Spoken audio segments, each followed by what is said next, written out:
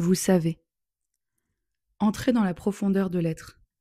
Lorsque vous vous laissez emporter par l'analyse, vous perdez de vue l'essentiel, et la sagesse se dissimule sous le poids des formes.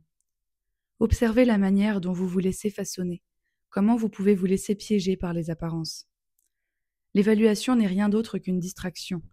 Celle-ci peut être trompeuse si vous ne restez pas vigilant. Dites-vous, à cet instant, suis-je captivé par l'illusion de la forme ? Le piège, c'est de croire que vous pouvez vous affranchir du présent en vous accrochant à ces conditions. Si je fais ceci, alors cela arrivera. N'est-ce pas là une manière de vous contraindre dans une réalité que vous avez vous-même édifiée ? Cela ne fait que reculer le moment où vous rencontrerez la vérité divine en vous. Nombreux sont ceux qui utilisent des chemins extérieurs, bornés, présentés comme un marchepied pour entrer dans leur monde intérieur, le monde divin.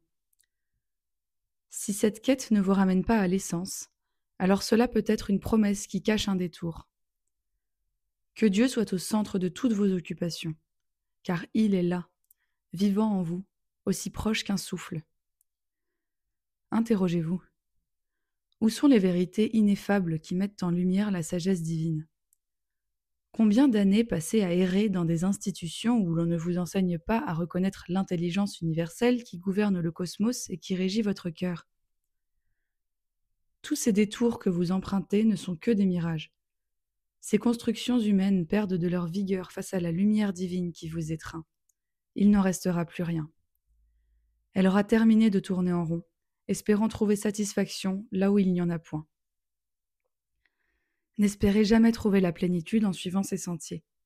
Ces chemins nombreux mènent certes à Rome, mais ils sont semés d'embûches qui ne font que vous égarer.